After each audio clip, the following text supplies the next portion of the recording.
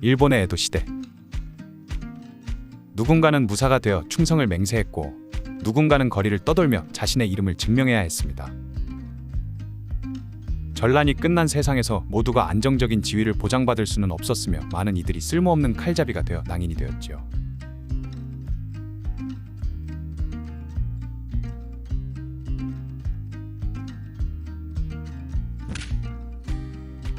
이런 사람들을 받아주던 곳들 중 하나가 검술 도장이기도 했습니다.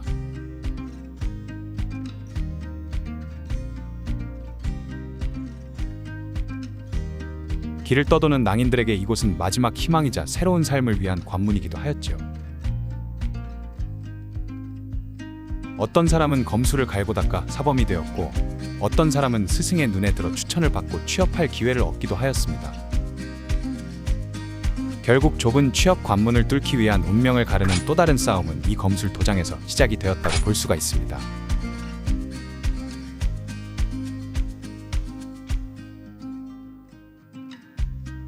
그렇다면 에도시대 검술 도장의 무사 수행자들의 삶은 과연 어땠을까요? 에도시대의 검술 도장은 단계적인 승급 시스템을 운영하며 일정 수준의 실력을 인정받은 사람에게 공식적인 증서를 수여하였습니다. 물론 도장과 유파에 따라 세부 승급 시스템은 그 차이가 조금씩 있습니다만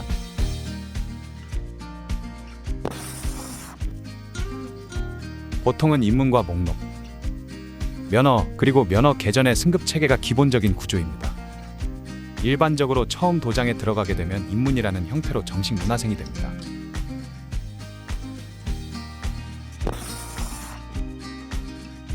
이때는 기본 자세와 보법을 배우는 기초적인 단계를 습득하면서 도장의 규율을 익히는 단계라고 볼 수가 있습니다. 주로 도장의 막내의 역할을 도맡고 잡일을 담당하는 역할이기도 하죠. 도장의 청소는 물론이며 스승과 선배 문화생들의 연습용 장비를 정리하는 것이 주 업무였지요. 도장마다 다르지만 이 입문 단계는 상당히 길었으며 매우 고된 생활이었다고 전해집니다.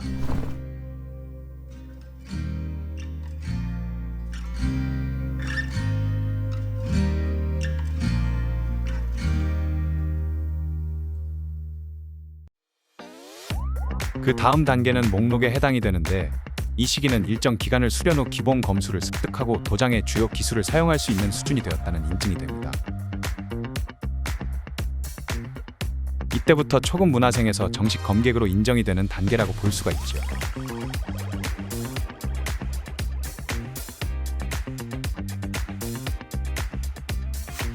해당 검술 도장의 문화에 따라 다르지만 이 목록부터 하급 문화생을 지도할 수 있는 자격이 주어지기도 하였습니다.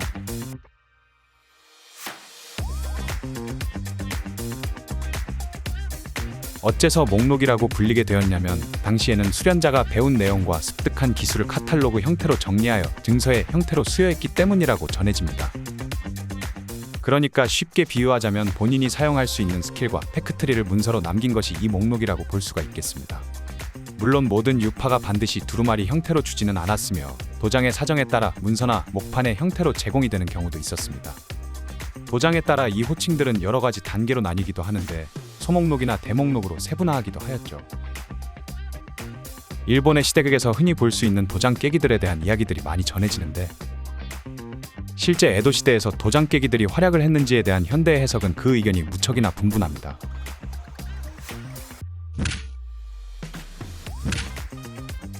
그러나 이토사이를 비롯한 수많은 역사 속 거모들이 여러 장소를 찾아다니며 싸움을 벌이고 자신의 유파를 널리 알렸다는 것은 너무나도 유명한 사례이기도 하지요.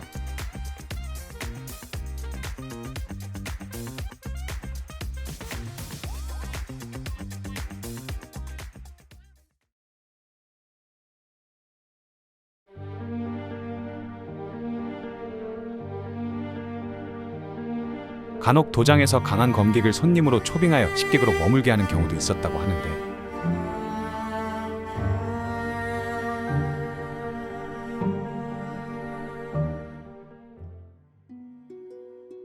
이것은 도장의 명예를 지키고 경쟁력을 높이는 전략으로 애용이 되었다고 추측이 됩니다.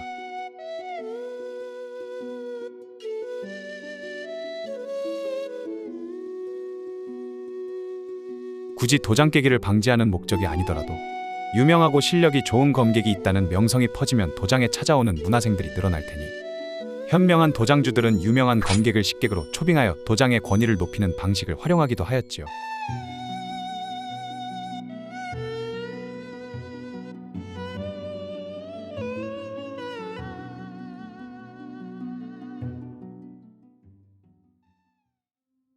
그 다음 단계는 면허입니다. 이 단계에 접어들면 단순한 실력 인증이 아니라 도장 내에서 권위와 지위를 나타내는 중요한 위치라고 볼 수가 있습니다. 이들은 단순한 수련생이 아니라 지도자로서의 역할을 맡기도 하였지요. 도장의 대리사범의 역할도 수행하였으며 도장의 공식적인 대표로 다른 번이나 다른 유파와의 대련에도 참가가 가능하였습니다. 이 면허를 받으면 이제는 단순히 문화생이 아니라 도장의 전력을 책임지는 핵심 검객으로 취급이 되었습니다.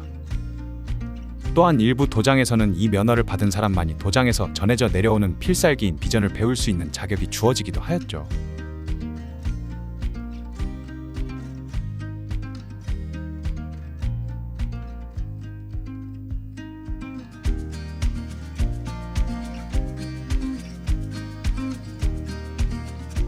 우리가 검술 유파의 비전이라고 한다면 특별한 고급 기술이라고 오해를 할 수가 있는데, 오히려 해당 유파의 핵심 이론과 원리를 익히는 과정에 가까웠으며, 실제로 배워보면 이것을 꼭 숨길 필요가 있었나 싶을 정도로 실용적이지만 매우 간단한 기술들이 많았습니다.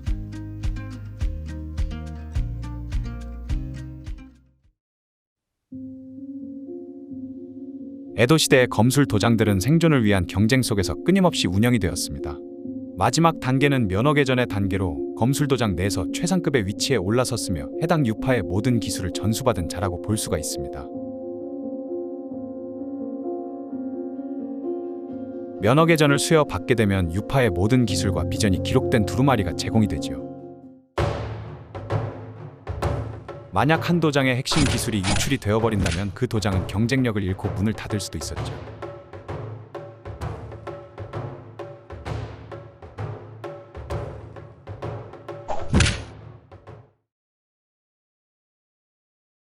이러한 기술들은 보안이 생명이었기 때문에 절대로 이 기술을 유출할 수 없도록 맹세하는 규율이 존재하였고, 특정 문화생에게만 비전을 전수하는 전통이 생긴 것이라고 볼 수 있습니다.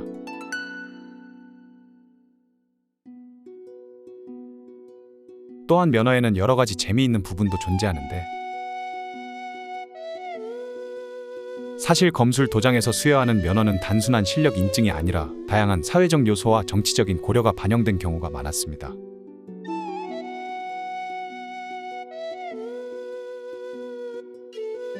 대표적인 것이 의리 면허로 해당 도장의 스폰서나 상류층 인사에게 사교적인 이유로 주는 면허입니다. 어느 시대 어느 나라가 다들 그렇겠지만, 이 에도 시대에도 돈에는 장사가 없던 관계로 당연히 도장에 막대한 금액을 후원한 대가로 얻은 면허도 있었습니다. 그러니까 한마디로 후원해 주셔서 감사합니다 라는 의미였으며, 이는 검술의 실력과 무관한 경우도 많았죠.